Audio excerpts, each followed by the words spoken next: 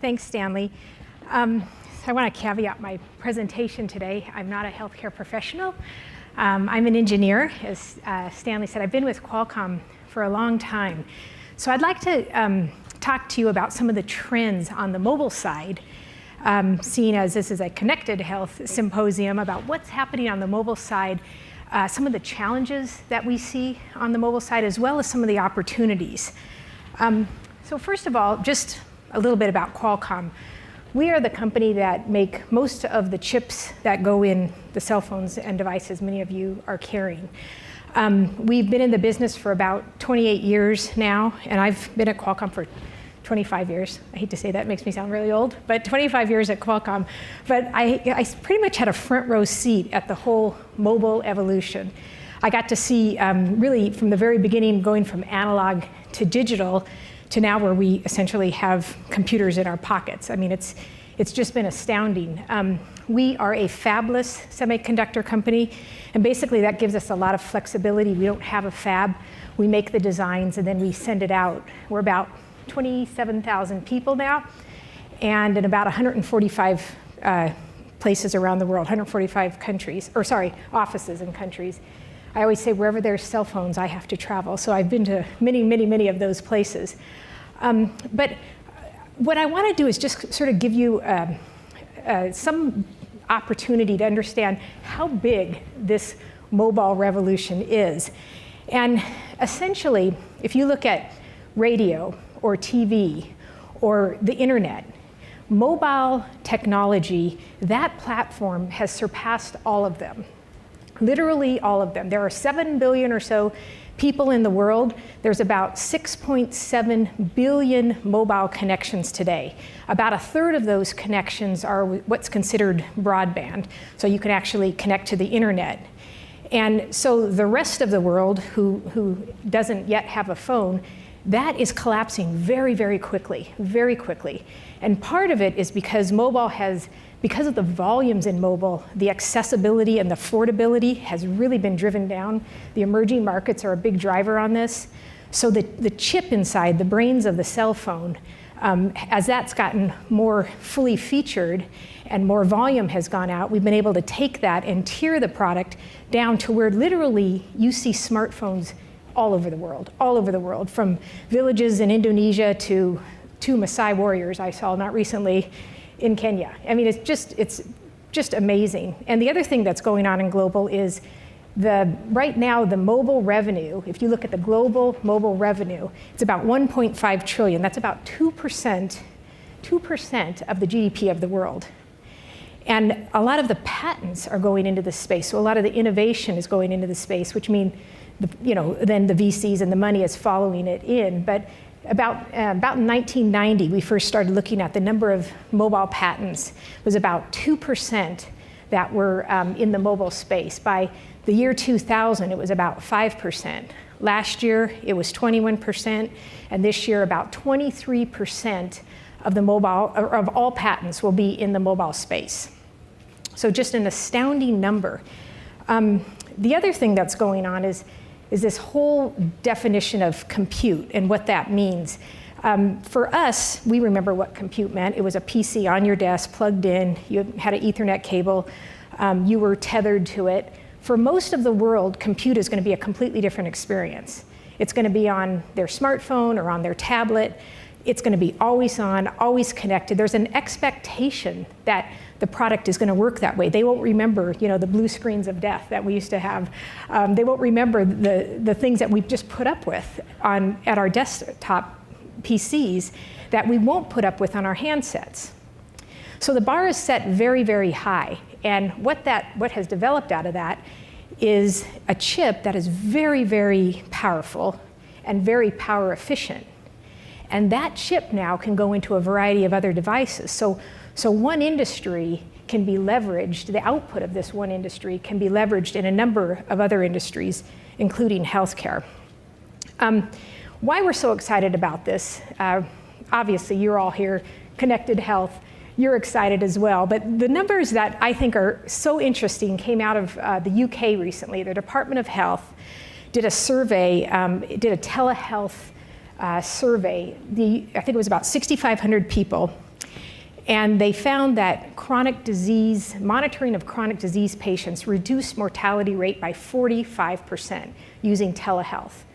It reduced days in bed in the hospital by 14% and admissions into emergency rooms by 20%. So just astounding numbers, very exciting numbers. We know that telehealth can be a huge boost to the delivery of healthcare around the world in many, many markets.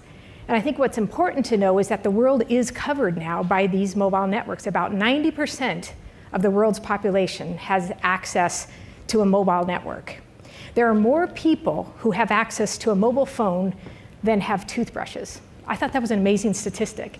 Clearly my 14-year-old son is one of those, because he always knows where his mobile phone is, but he doesn't always know where his toothbrush is. But that's just an amazing statistic. And again, as I travel around the world, I see, the essentials: food, water, health, mobile phone. They don't have running water in many of these places. They don't have electricity in many places, but they have a mobile phone. So literally, all of us eventually, in a very short period of time, are going to have a smart device on us, virtually the entire world's population. I think another interesting thing is that physicians and patients are really starting to embrace the delivery of healthcare via their mobile devices. We're already into the app store. We're downloading apps. Right now, about 97,000 mobile health apps exist today, and 250 million people have downloaded these apps. So we're used to it. It's comfortable. It's an easy thing to do. It's not startling to us to download an app and get information from it. So it's a great delivery vehicle for delivering healthcare. I talked about the challenges. One of the big issues we're having right now is the fact that there's a limited amount of spectrum, and spectrum is the radio frequencies that the data is transmitted on. And just due to physics, and some of it's due to regulatory and policy issues the world over, including here in the US, it's hard to free up spectrum. And one of the startling things we saw is in 2010, the amount of data that was flowing on the mobile networks doubled. In 1 year, it doubled. And there was a huge amount of data in 2010. In 1 year, it doubled. And we started to look at projections of data. And a lot of this is driven by video. Again, something that's important to delivering telehealth. Video really sucks up a lot of bandwidth. Right now, it's about 50% of all data that flows on the mobile networks is video. And in a few years, it's going to be 2/3 of all the data is video. So when we looked at what was happening over the next 10 years, our projection is it's going to double. The amount of data and the data in usage on mobile networks is going to double every year. So that means if you do the math, it'll be in 10 years, we'll need about 1,000 times more capacity than we have now. So in order not to stop the great activity that's going on, the connectivity that's going on, we have to figure this problem out. And there's a couple ways we can do it. We can continue to optimize the radio, the air interfaces and things like that. But one of the biggest solutions is going to be moving that big macro cell site that you see closer to the user. And essentially, we're almost there. It's something we call small cells. And you can actually utilize whatever Ethernet or backhaul you already have in your office or at school or at your home and plug in a very small cell. It literally is about as big as this clicker here. And you can access the airwaves between you and that small cell, allowing the airwaves in between to be reused by others. So it's a great way to help us reach that solution. Because what we don't want to do is stop this great revolution that's going on with telehealth. And we don't want to stop the ability to send large amounts of data very seamlessly over these networks anywhere, anytime, any place. We do think it's going to be a heterogeneous solution, it's called, a little bit of wired, a little bit of wireless, a little bit of what they call proximate networks, so radios in our environment that can help offload some of this data. Another big phenomenon is something called the Internet of Everything. And by 2020, there will be 25 billion connected devices in the world. Only about half of that is going to be handsets or our mobile devices. The other half is going to be connectivity from various things in our environment. It could be that as you walk into a room, the room senses that you're there. It can connect with you. It can download your agenda. It can download any sort of information that's relevant to you in that room.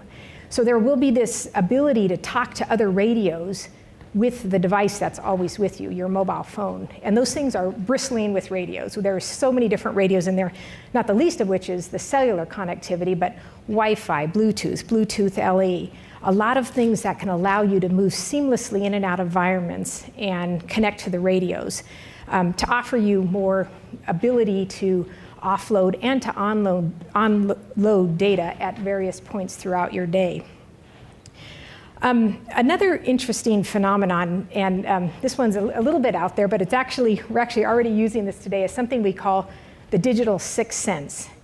So we know our smartphones are smart. They're getting a lot smarter. There will be more and more sensors coming into it. They already have things like accelerometers. There's starting to be more and more biometric sensors coming onto the devices themselves. We already know where you're at because of GPS and things like that.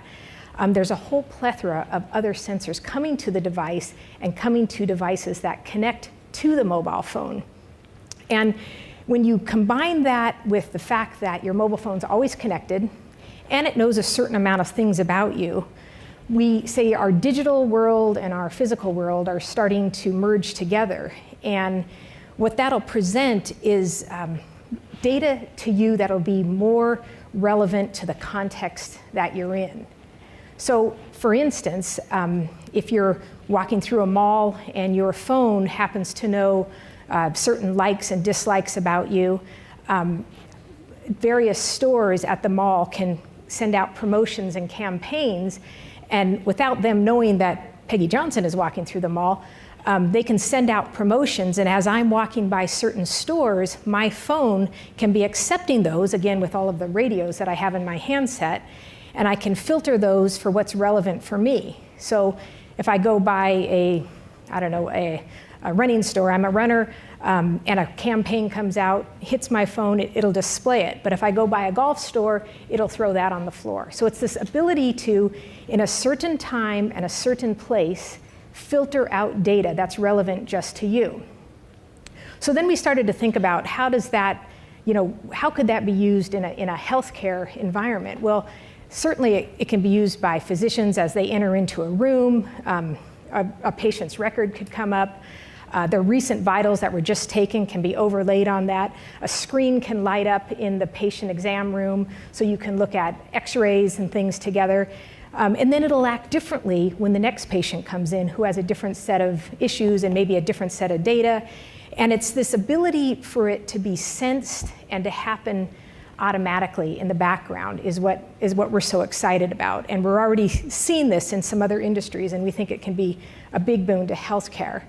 And really the reason that this is so exciting is sort of that true promise of healthcare, that prospective intervention. The more you know about what's going on about the patient who has the device on them, the more you can intervene and possibly give people a heads up on a whole variety of things that may be happening in their body. So as that computer in our pocket gets more and more powerful, more and more sensors and radios are being included into it, we can take advantage of that in the healthcare space. So at Qualcomm, we've been thinking about wireless health for a long time. We've been evangelizing in the space for about 10 years because we were intrigued by sort of the mashup of those two industries and what that might happen. And in the past 10 years or so, we've been involved in academic programs, in global challenges, in a variety of different areas. And several years back, we decided to take the first step into the wireless healthcare space, and we came out with our first product, something we called the TueNet Hub and the TueNet mobile platform. And essentially, we saw there was a great need to capture data from a variety of radios, aggregate that data, filter that data, and send it back in a safe manner to the proper recipient, whether it was a medical facility or a database or a doctor. So we're showing this out in the demo area, but essentially on one end you see a variety of different devices that can speak different sort of radio languages and speak to our TueNet product. And it's pre-paired, so the consumer, the patient, doesn't have to think about how does all this stuff work together. It can be prepared and sent home with the patient so care can continue on in the home. On the other side, again, the patient doesn't have to necessarily have any sort of broadband connectivity, but they plug it in and we can use the 3G or 4G airwaves to send the data back in a safe manner. We're really excited about this. As I said, it was a culmination of several years of being active in this space and saying, how can we help as a mobile device partner, how can we help engage and solve some of the puzzles that we were seeing in the area. And now we've got over 300 ecosystem partners that are involved with us on the TueNet project. Sorry about that. I talked a little bit about other programs that we're working on. We have something called Wireless Reach. It's a corporate strategic initiative where we are looking at ways to take wireless into underserved communities, both here in the States and around the world, because we knew, again, that wireless can really help a lot of areas where there's big global challenges, areas like education, entrepreneurship, the environment, public safety, and healthcare. And we've got 88 different projects in 34 countries. About 30 of those are healthcare related. And basically we come in, we introduce a solution, and the leave behind is a business and a product that can continue to deliver positive results. One of the very first things we did is we went to a community up in the hills outside of Lima, Peru, where they actually had 3G connectivity, but no doctors. No doctors, they'd never had doctors in this community.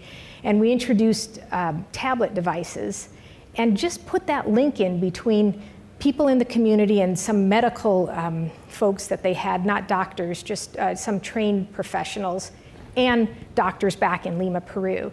And we were able to, for the very first time, have the ability to have a link between people who had very, very little health care and in a day's time had fabulous health care from doctors in Lima, Peru. So it's just simple things like that. The other thing we're doing is with two companies here, Zephyr, using their BioPatch, and Propeller Health. We're working with Qualcomm Children's Rady Hospital. And just looking at the sort of the correlation between using an asthma inhalator and the physiology of some of the pediatric patients. And the fact that we can monitor it real time, 7/24, is, we have the ability to turn up some results that we might not have seen if we hadn't had all of those together being aggregated and transmitted back to an analytic facility. So we're really excited about our Wireless Reach program and some of the results we've seen in the healthcare front. And then lastly, our Tricorder XPRIZE. Probably several of you are familiar with Peter Diamandis' XPRIZE. It attempts to solve big global challenges, and we're all big fans of Star Trek at Qualcomm, and we had this idea, why can't we make a tricorder? So we've got now a $10 million prize. It goes over 3 years, and our foundation is funding it. And basically 40 teams have signed up to make a tricorder. And you just know at the other end of the 3 years, we're going to have some tricorders. And I think the ability to take a mobile device and scan your body and diagnose, I think it's 15 different diseases is the requirement, one of the rules of the contest. It's just amazing that we'll be able to have these not only here in our market, but in many of the global emerging markets who desperately need something like that.